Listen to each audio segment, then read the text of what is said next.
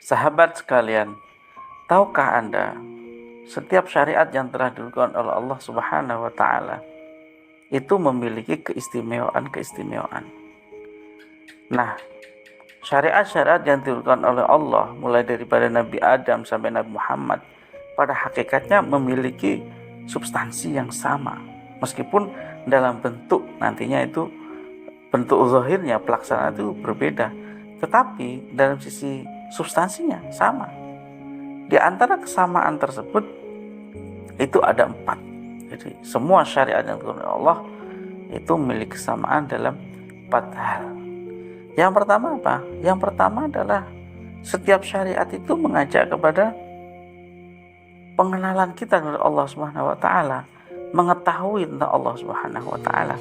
Ma'rifatullah wa tauhiduh wa tamjiduh wa wasfuh li sifatil kamal. Itu mengetahui tentang Allah, mengetahui tentang keesaan Allah, mengetahui tentang keagungan Allah, dan mengetahui tentang sifat-sifat yang dimiliki Allah Subhanahu wa taala.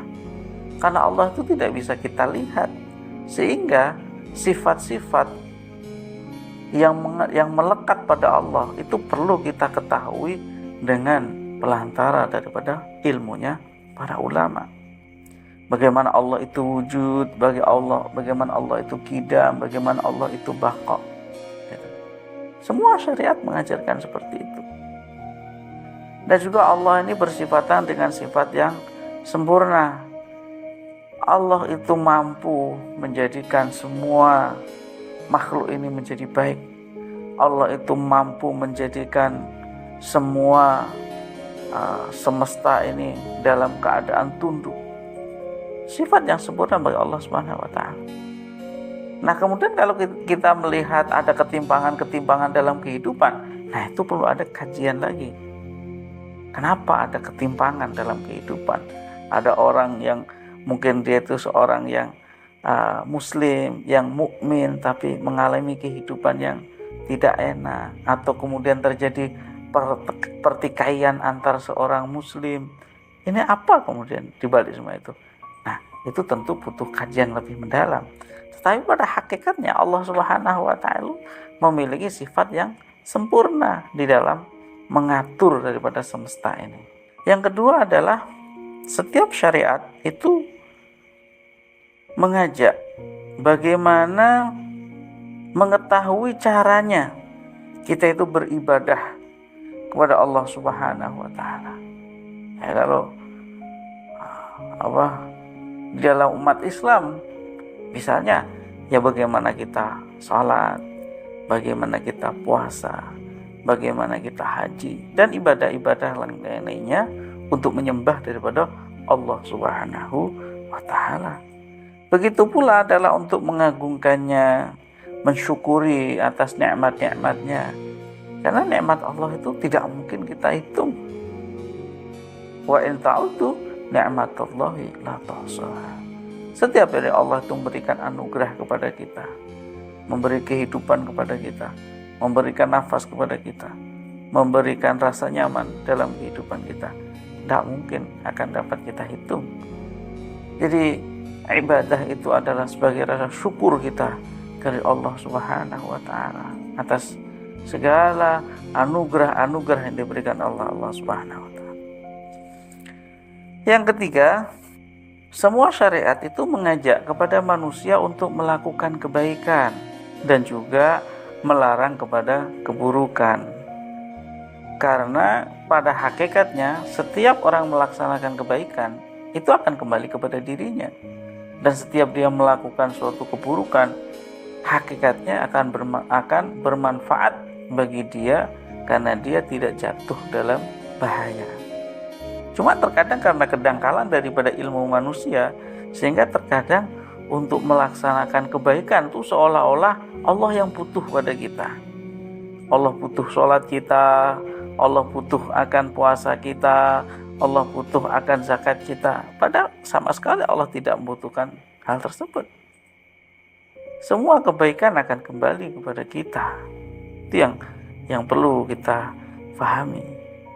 Dan juga dalam amar ma'ruf nahi munkar ini juga akan dihiasi oleh para nabi dengan akhlak yang baik, akhlak yang suci, baik di dalam hatinya, baik dalam perkataannya, baik dalam perbuatannya tentunya. Maka para nabi itu Masya Allah, apalagi baginda Nabi besar Muhammad SAW, di dalam kehidupannya akhlaknya sangat sempurna sekali. Tidak mungkin bagi kita untuk meniru beliau secara 100%. Yang bisa kita lakukan adalah sepersekian persen akhlak kita meniru daripada baginda Rasulullah SAW. Bagaimana ketika beliau disakiti oleh orang lain, beliau tidak membalas dengan rasa sakit, tapi justru dengan kebaikan. Bagaimana beliau menjaga daripada amanah, sehingga orang-orang Arab menjuluki Rasulullah sebagai Al-Amin, orang yang terpercaya. Jadi sebelum Rasulullah SAW akan menjadi seorang nabi, banyak daripada harta-harta orang Quraisy yang telah dititipkan oleh Rasulullah SAW, karena Rasulullah adalah orang yang terpercaya. Setiap ucapannya pasti tidak pernah keliru. Setiap perbuatannya tidak menyakiti daripada orang lain. Masya Allah, ini sesuatu yang tentu sangat sulit ya untuk kita lakukan. Tapi itu adalah cerminan daripada syariat yang telah diturunkan oleh Allah Subhanahu wa taala, dan semua nabi juga seperti itu. Misalnya Nabi Yusuf ketika beliau dijeburkan ke dalam sumur, bagaimana tawakal beliau.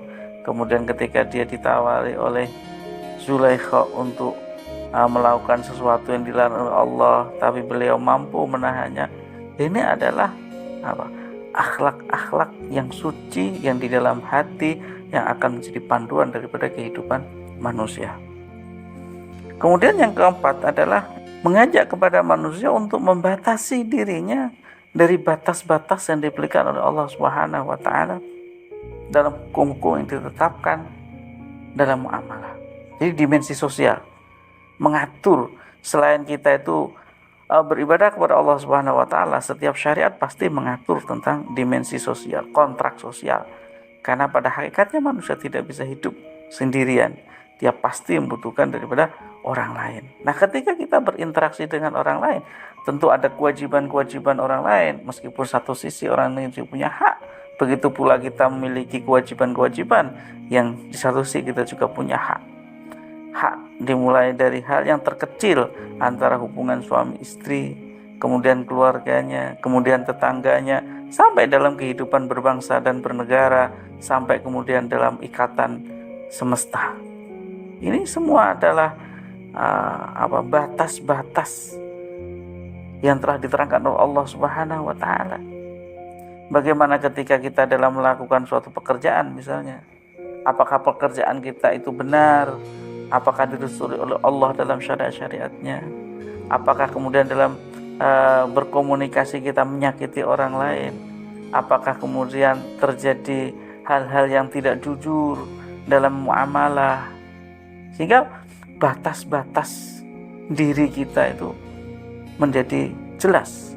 Tapi pada dasarnya adalah kontrak sosial itu pasti telah disampaikan oleh para nabi sesuai dengan pendekatan zaman pada saat itu, sesuai dengan kondisi antropologi sosiologis di mana nabi tersebut berada, sehingga syariat diturunkan pasti akan membawa kebenaran dan obor daripada keagungan peradaban manusia.